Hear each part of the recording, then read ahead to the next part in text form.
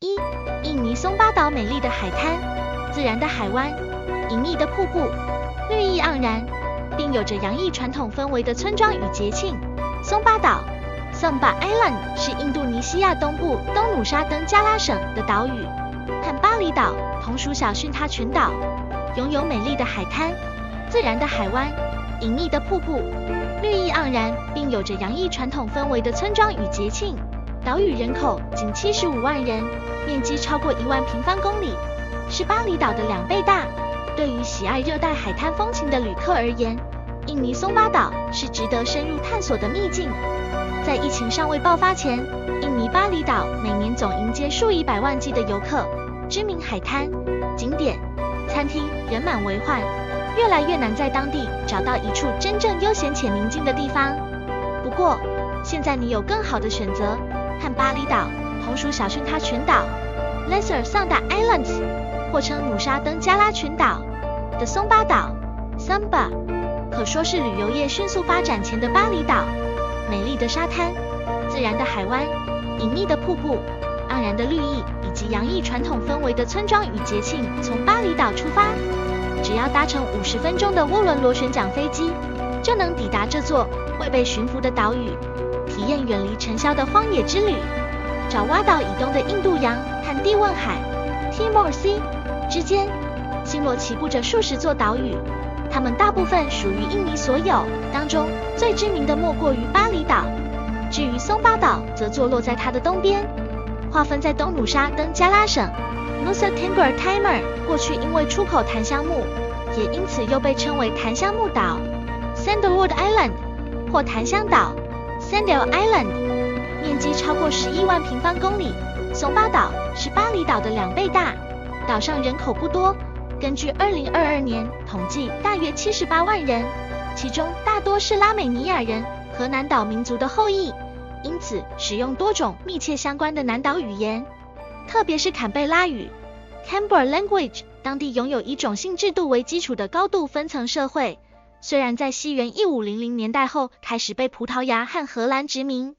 不过依旧保存着许多传统文化，特别是逐渐销声匿迹的巨石葬墓。这种新石器和青铜时代出现在世界各地的显赫人物葬仪，至今依旧存在于松巴岛，被视为活的传统。松巴岛另一个历久不衰的传统是骑马长矛比赛帕索拉节 Pasola。 这项有时可能致命的活动，通常由数百位骑士组成团队，彼此用长矛进行战斗，在每年2到3月间举行，时间长达4个星期。Pasola 在当地的语言中的意思正是矛。据说这个节庆的诞生和一位伤心欲绝的丈夫有关。相传外望村 Wairan 的首领离家一段时日后，妻子以为丈夫已经死了，于是和别村的新情人私奔。没想到前夫回来后，妻子依旧选择和新欢在一起，甚至还结了婚。村民为了忘记首领的悲伤，因此举办了帕索拉节。起初，比赛参与者互相丢掷长矛，企图将鲜血洒在地上，藉此感谢祖先水稻丰收，同时祈求再次丰收。随着时间过去，如今仪式成为模拟战，不但长矛上的金属尖头被移除，同时以猪、狗或鸡的血取代人血和马血洒满田野。即使如此，有时难免还是会有意外发生。不过如果在帕索拉节死亡，可是一项荣誉。松巴岛的传统村庄也很有特色，通常位于高处，旁被时空冻结，古老的巨石将世界阻挡在外。房屋 Yoma 在南北走向的中央广场两侧成排排列，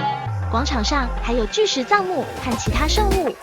也就是说房屋和坟墓彼此交织。当地2种主要房屋中，以尖顶房屋 Uma Mabutanu 最具特色，通常出现在东松巴岛。茅草屋顶中央耸立着非常高的尖顶，目的在于和马拉普 Marapu 产生紧密联系。对这群信奉万物有灵论的人们来说，马拉普包括死者、圣地和传家宝的灵魂，以及与灵魂世界交流的工具。这点充分展现在住宅和建筑空间上。当中最大的尖顶房屋被称为团契之屋 Oma Banguru， 是氏族的主要房屋，用来举办婚礼和葬礼等重要仪式。它同时也是村里最年长者的永久住所，以木材和竹子为建材，墙壁则由竹子或叶子叶编织而成。地上铺着竹，屋顶覆盖着茂密的叶子。走访村子的同时，可能会看见当地特有的纺织品伊卡 ikat， 在印尼语中 ikat 是结合的意思。这种非常精细的手工源自印尼的染色技术。为了创造纺织品的图案，必须将纱线多次依序捆绑染，后重复染色直到出现色彩缤纷的图案，然后才将它们编织成布。它同时也使用在抗染技术上，不同于扎染和蜡染等其他抗染方式。抗染剂在纱线织成布前就已经先涂在纱线，而不是机织布上，也因此 ikat 的织物两面都能呈现出图案。了解当地的人情，现在来看看风土吧。不同于印尼的许多岛屿由陡峭火山形成，松巴岛遍布低矮的石灰岩山丘，岛上大部分区域覆盖着落叶林，丰富的植物之外，岛上鸟类特别多。松巴布布刻印鸮 Samba bubuk， 松巴三指鹑 Samba button quail， 松巴犀鸟 Samba hornbill 等，都是当地特有且脆弱的物种。此外，还能看到咸水鳄鱼。在松巴岛众多沙滩中，瓦拉奇里沙滩 Pulau Wallakiri 大概是最美的一座，位于 Watamboka 村。这座沙滩因迷人的日落和细致的色彩变化引人注目。平静的海浪拍打在洁白的沙滩上，景色宁静且祥和。仔细看，你会发现两种不同的沙子形成的纹理，清楚地勾勒出它们的分界。然而，更戏剧性的是，生长在岸边的红树林，它们曼妙的姿态旁在跳舞，在日落时分的晚霞夕照下，身形轮廓更是令人惊艳。趁着黄、橘、红、紫色调渲染出的奇幻效果，让人感觉如果不是陷入梦境，肯定就是走进神话之中。另一座距离松巴岛最大城 Wingapi 约25公里的坎贝拉沙滩 Pulau Canberra， 坐落于曼都村。充满异国风情的它，是享受浮潜和水上活动的好去处。柔软细致的沙子，即使是拖鞋散步都很舒服。生长于海岸线附近的松树，让人在炎热的中午也能有处乘凉的地方。此外，海滩附近还有一片美丽的热带稀树草原，别忘了去走走，看看你会和哪种到此觅食的草食性动物不期而遇。值得一提的还有，岛上与你共享海滩的另有松巴岛海马 Seahorses of Samba。 这里说的海马不是海里的小海龙，而是一种野生矮种马，我会在印度洋水域内步行或奔驰于沙滩上。喜欢冲浪的人不能错过塔林邦湾 Karimbang Bay， 它是松巴岛上为数不多的冲浪点之一，也是当地的冲浪天堂。郁郁葱葱的森林环绕着这座马蹄形的海湾，两侧伴随着壮观的悬崖与礁石，虽然必须走很长的路才能抵达，不过当你穿越树林，眼前出现的景色令人叹为观止，一切都很值得。每年6到9月，塔林邦湾掀起的2到3米公尺海浪，让这座沙滩涌入来自世界各地的冲浪者，他们享受乘风破浪的乐趣，同时将崎岖的石灰岩山脉、无边无际的海岸线以及蔚蓝的天空尽收眼底。另外，海湾附近还有座传统村庄，千万别错过拜访尖顶房屋的机会。水质清澈的还有西湖，威库里西湖 Waikiri Lagoon， 尽管很深，却能望见湖底，位于 Kalina Rongo 村。这座西湖的水来自海洋，它们从环绕四周的珊瑚礁岩石缝中流入其中，绿松石般的美丽色泽，晶莹剔透的旁一颗宝石，在阳光下闪闪发光的威库里西湖，可说是松巴岛西部最神奇的景点之一。漂浮于凉爽的湖水中，享受一段完全放松的聊时光。离去前也别忘了走上一旁的步行桥，欣赏两种截然不同的景观：水晶般静谧的西湖，以及激烈拍打着岩石并且从裂缝中迸发的印度洋。松巴岛上也有不少瀑布，如果你只能选择一座，毫无疑问是唐格杜瀑布 Tangadu Waterfall， 因为当地的岩石峭壁和水流与美国大莱谷有着异曲同工之妙，也因此称为东松巴大莱谷或东松巴双莱谷。从 Wingapu 出发，大约需要1.5小时车程，沿途可可以看见热带稀树草原和传统村庄。接着步行大约 2.5 公里，最后来到这处拥有非常独特岩石浮雕的隐秘天堂。和许多瀑布不同，唐格杜瀑布其实是2条河流汇合而成的瀑布系统，水从低海拔处流过，高度落差大约只有8公尺，下方连接着天然水池。尽管如此，水流依旧相当快速。开阔的天空下，近乎白色的石灰岩悬岩点缀着苍翠茂盛的树木，碧绿的河水发出源源不绝的声响，伴随清新宜人的空气。这座瀑布本身就是视觉、听觉与嗅觉的飨宴，潜入不同深度的水池中，享受属于你的自然按摩浴缸吧。目前松巴岛上有几家精品度假村，当中最知名的是 Nihi Samba， 曾经被评选为全世界5家最佳生态酒店之一。疫情前虽然价格昂贵，却经常一房难求。其他像是2020年开幕的 Elamaya， 拥有阿育吠陀水疗中心和土耳其浴室，以及由草药师打理、以植物为基础菜的餐厅。希望大家能早日拜访这座美丽的岛屿。2. 土耳其黑海沿岸。土耳其令人惊艳的黑海沿岸地区被 CNN Travel 评为2024年最佳旅游胜地。该年度榜单旨在向旅游爱好者展示不同的视角。在土耳其北部新月形的黑海地区及其海岸，因其独特的地理和气候、历史以及隐藏的路线和美味的茶叶而备受赞誉。土耳其的自然和历史路线。土耳其黑海地区拥有郁郁葱葱的翠绿山坡和毗邻深蓝色大海的海岸线，是该国隐藏的瑰宝之一。以其丰富的文化遗产、自然美景和各种活动等待着您去发现。黑海蜿蜒的海岸线因拥有土耳其一些最美丽的道路而闻名。沿着该地区漫长的海岸旅行，您还有机会探索古老的防御工事、独特的海滩和港口旁安静的渔村。黑海是自行车爱好者的理想路线，也以其翠绿的森林、壮观的瀑布和令人难以置信的高原以及漂流、徒步旅行、登山和攀岩等冒险运动吸引了冒险爱好者。黑海地区自古以来就是不同文明和文化的聚落，拥有丰富的历史和文化遗产。该地区拥有多个历史景点，包括建于4世纪特拉布宗供奉圣母玛利亚的苏梅拉修道院 Monastery 里泽 Rice 的齐尔城堡 Seal Castle， 海达750公尺，民族斗争之城萨姆松的班德尔马船舶博物馆，班德尔马和奥尔杜的亚森角 World Post Legend 的起源。黑海地区以其云雾缭绕的高原和乡村生活而引人注目，也以其迷人的小镇而闻名。丹红花城，联合国教科文组织世界遗产卡拉比克卡斯塔莫努 Kastamonu 拥有历史悠久的房屋，至今仍保留着传统的土耳其城市建筑。Modernu 和基博卢的曼城目的地阿马斯拉 Amasra 拥有令人惊叹的自然美景。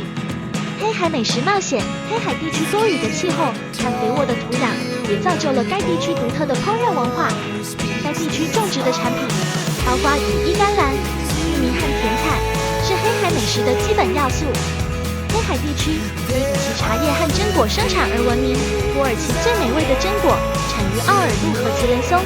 而里泽则拥有土耳其60%的茶园。茶在土耳其不仅仅是一种简单的饮料，它是当地生活方式不可分割的一部分，在土耳其文化中根深蒂固。这种饮料令人放松且愉悦，是土耳其最受欢迎的早餐成分和消费最多的饮料类型。鱼类，尤其是著名的黑海凤尾鱼，是黑海沿岸的支柱。这些小鱼被用来制作当地特色菜，如 Hamsik 一种用打浆和油炸凤尾鱼制成的菜，以及凤尾鱼抓饭 Hamsili Pilav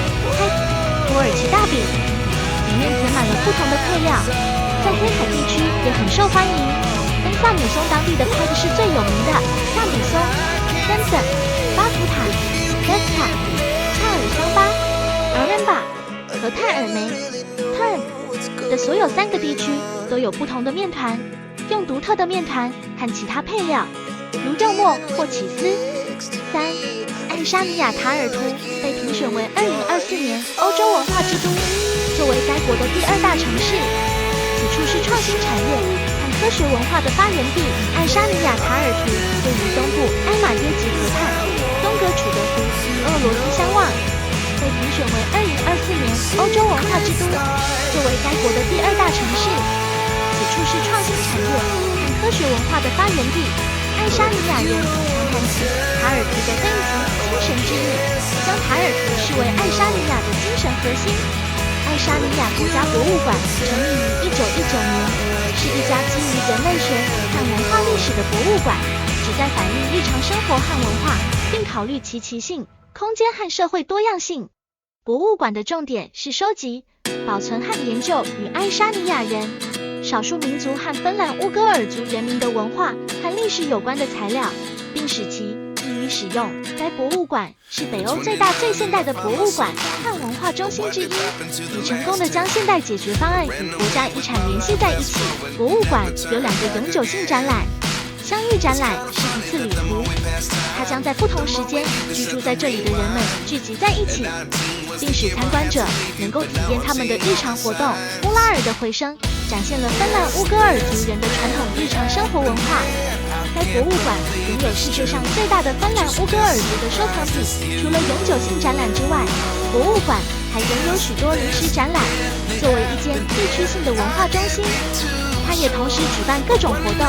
例如音乐会、戏剧表演、会议等。博物馆的建筑是一座令人印象深刻的建筑地标，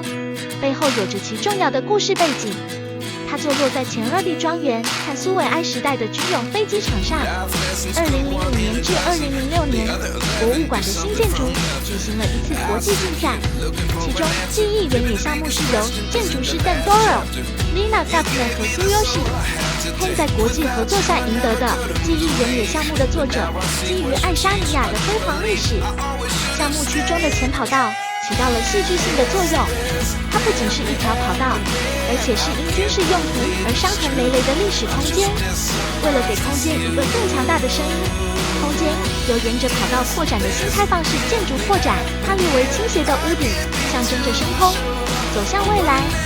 2020年10月，塔尔图被绿色目的地基金会评选为可持续发展的前100个目的地之一。塔尔图的成功案例来自其自行车共享服务和 CNG 动力巴士。通过这样的交通工具服务，减少了城市中的汽车交通和交通噪音，这也为这座城市打造了更好的空气质量。塔尔图是一个紧密而又提倡环保的城市，可以方便的步行或骑自行车游览。在2019年6月，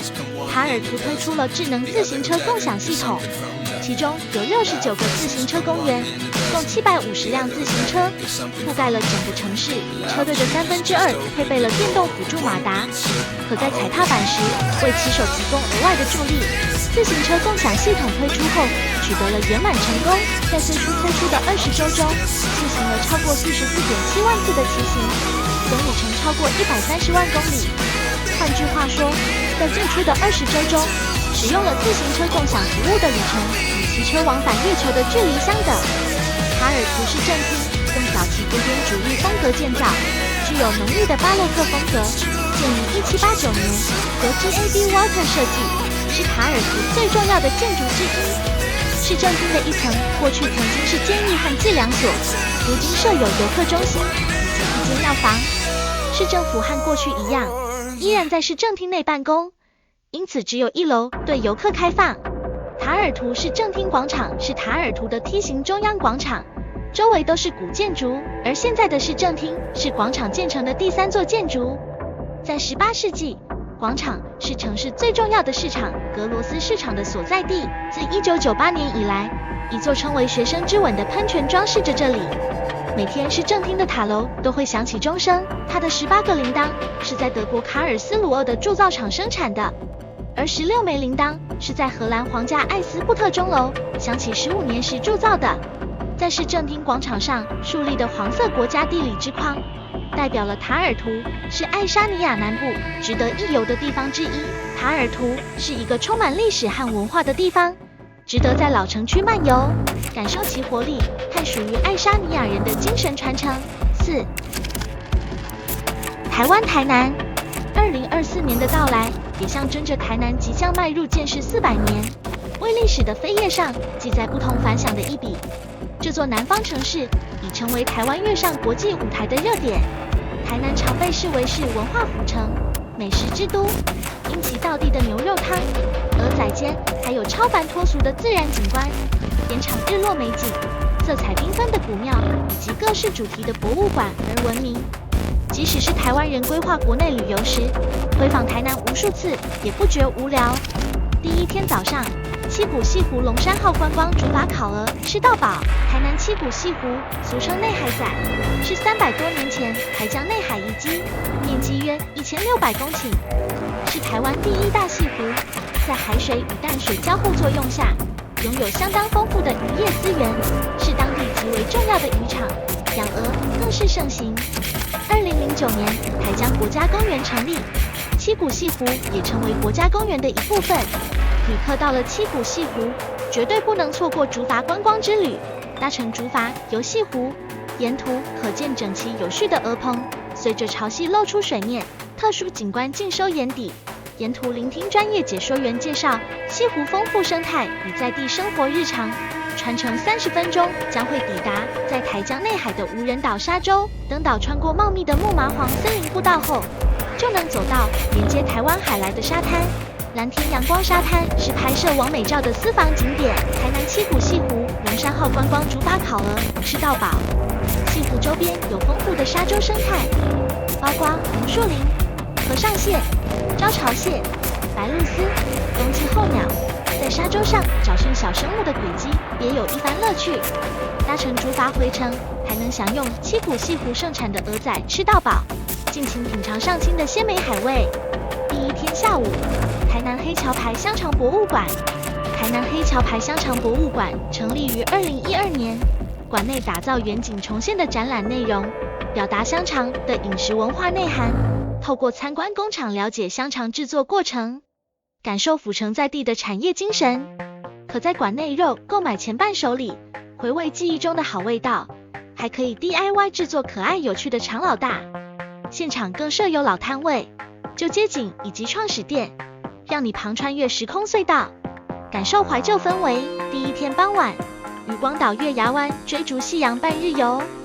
渔光岛是位于安平区紧邻安平渔港与商港的一个小岛，面积约400多公顷。岛上一半以上的面积都是森林，林下步道是许多新人拍摄婚纱的景点。再往外侧的沙滩港湾更有月亮湾之美名。除了是一般民众踏浪赏夕阳及摄影爱好者喜爱之拍摄景点外，更是帆船训练场所之一。近年不时举行文创市集，在自然风光外也增添许多文化气息。原名三鲲的渔光岛是府城最僻静的小渔村，有着长达1.5公里的月牙湾海滩。闻名遐迩的渔光岛，夕阳更是台南不能错过的风景。跟着导览员漫步在绵延1公里的木麻黄森林，沿途拍起照来超有感觉，抵达不到尽头。美丽夕阳洒满海面，美丽画面近在眼前。近期才迁址过来，虱目鱼主题馆位于渔光岛边上。除了能深入了解和台湾有深厚渊源的虱目鱼知识外，也可以品尝独一无二的虱目鱼口味的冰棒，以及各式各样虱目鱼制品，或是预约虱目鱼丸手作体验。亲自制作纯净虱目鱼肉所揉捏而成的鱼丸，美味且安心。第二天早上，4大月老庙参拜求姻缘，专业导览员带你一次参拜台南4大必拜月老庙，深入解月老庙历史文化背景。不管是有对象、没对象，桃花太多要斩烂桃花，或是刚分手想求复合，月老都可以帮你忙。想请月老帮忙一次就成功，就快跟着专业导览员的脚步参拜吧。4大月老庙还推出4种不同色的月老口红，想要一次收集4款并不容易，必须要走完4大月老庙才能搜集完成。购买口红时还可领取祈愿卡，购买1月老口红可以带1个章，集满4张就可以免费获得1个月老红笔。大观音亭建于西元1678年，是台湾关键祭祀观世音菩萨的首庙。大观音亭内的月老公形象是府城4大月老中嘴巴最大的，所以也被称为嘴大说4方，是最会说媒的一位月老，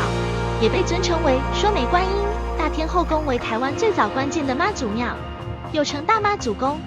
1683年，施琅率军渡海来台，大败郑克爽。为收复民心，由于台湾人民对于妈祖的信仰，特奏请清廷将晋宁王府改建为天妃宫，供奉妈祖，后加封为天后。大天后宫庙名由此而来，也成了台湾第一座关键妈祖庙。近年供奉在后殿的月老公公更广受欢迎，常有许多单身男女来此向月老公公祈求缘分与红线戴在身上，缘分可招来缘分。有一说，如果戴在身上的红线不见了，表示月老公公已经为你牵好线了。4点五庙约建于1665年，是台湾最早的关帝庙，侍奉正气凛然的关圣帝君。西元1791年到台杨廷礼所题的大丈夫匾额，完美形容关公在人民心中的形象，更是来到4点五庙必看的重点。4点五庙的月老可说是台南人气最旺的月老公公，信徒相信拥有拐杖的五庙月老公公可以斩断另一半的孽缘及斩掉烂桃花，也有一说招来的缘都是正缘。历史悠久的重庆寺主祀观世音菩萨，能追溯至1778年，在1916年时迁建于现在的位置。重庆寺最受欢迎的是寺内的月老公公，月老前有一醋竿，传说如果与伴侣失和，来搅动醋竿，诚心向月老及菩萨祈求，便能挽回变调的感情。醋竿在清咸丰年间就已有文献记载，更增添月老故事的真实性。第二天下午，山上花园水稻博物馆。山上花园水稻博物馆是台南新兴的休憩和网美打卡点，虽然2019年才正式对外开放，但整体建筑承载了日治时期卫生工程现代化的发展历程。2005年便被指定为国定古，2011年积极进行古修复后，于去年正式开放参观。山上花园水稻博物馆占地宽敞，包括博物馆区及相距约1公里的净水池区，兼具文化与生态休闲教育意义。博物馆整体之建筑与空间形式极具特色，陈设着水泵马达以及卤水结构，而更多的水稻知识。博物馆则用光影装置互动墙面，让人们用新奇的方式了解水稻历史。博物馆区更包含花园和密林，将近10公顷广阔区域，原本是农业局的苗圃所在，生态丰富林相，更孕育多种鸟类，充满原始森林感，也保留了完整的动植物及昆虫生态。园区内丰富的艺术装置，也让花园水稻博物馆成为近期台南拍照打卡圣地。登上189阶的净水池步道，就能抵达免费参观的净水池区。外观为天然石材与仿石块2种组合而成之灰色建物，形制固若碉堡，爬满绿色青苔与青石水痕，与斑驳历史强烈对比的蓝色木门，清幽且美丽。第二天晚上，夜探台南古城实境解谜包车。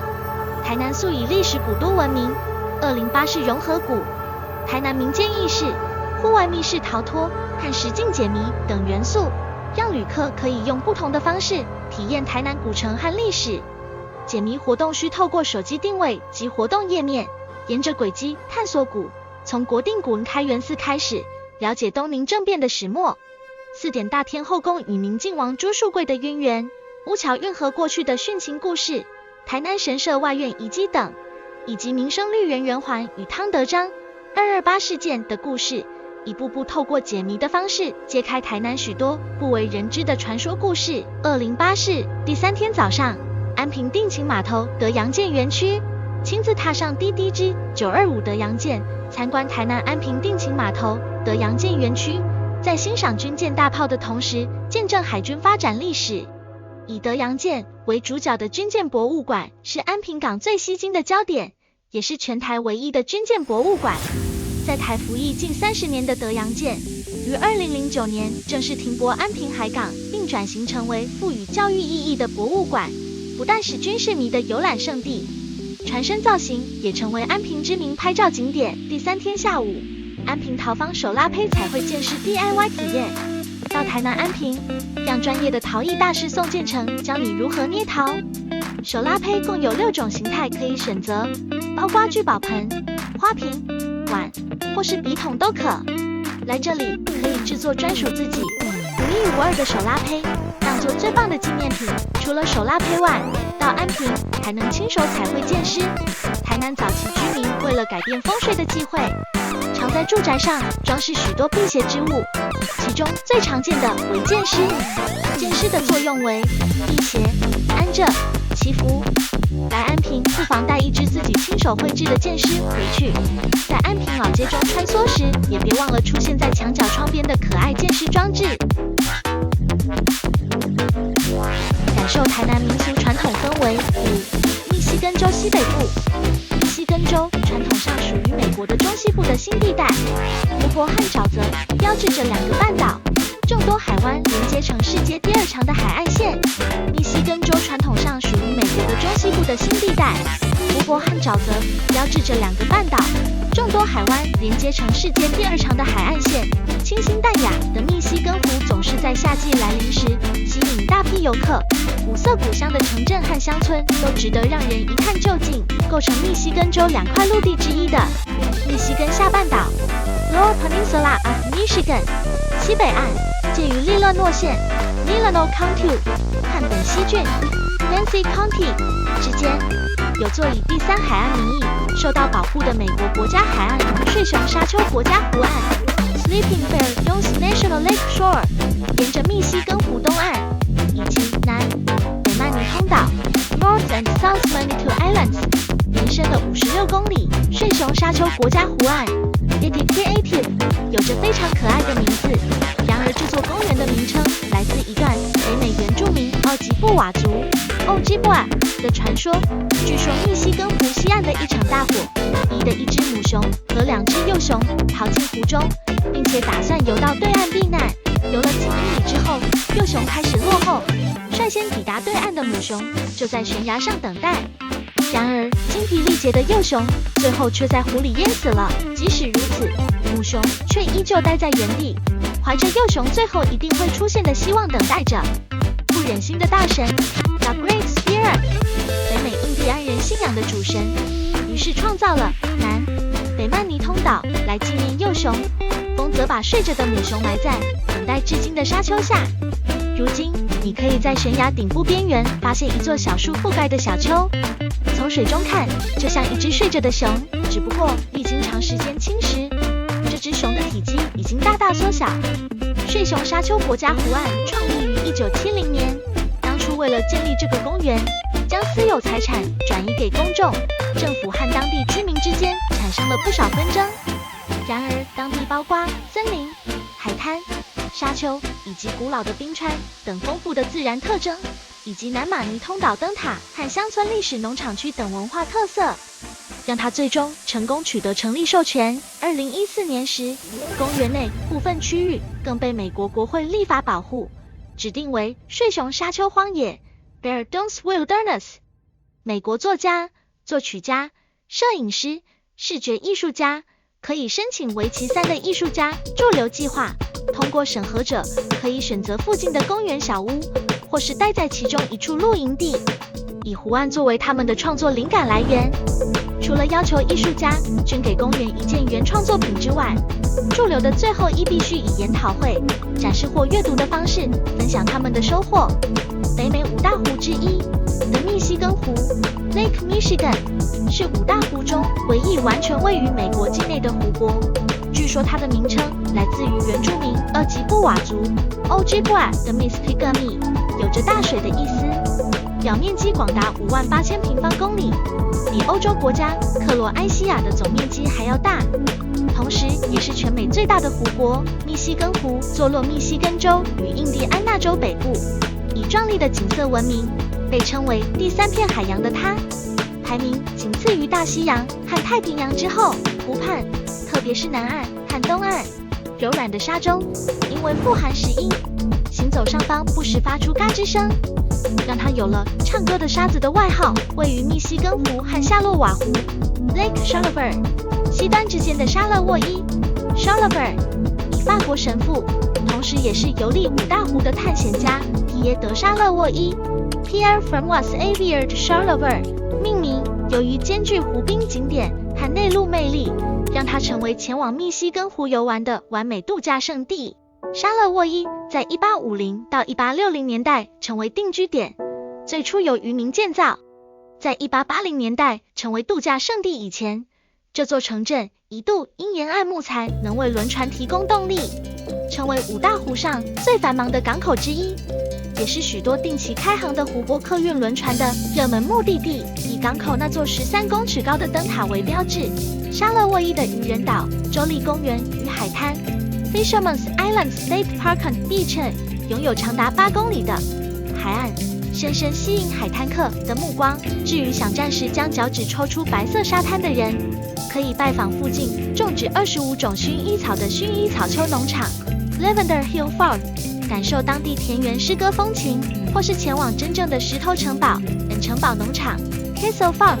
这个最初创立于1918年的示范农场，如今以美丽的建筑和花园吸引游客目光，不但能在树林迷宫中捉迷藏，还能搭乘模型铁路展开一趟历史景观之旅。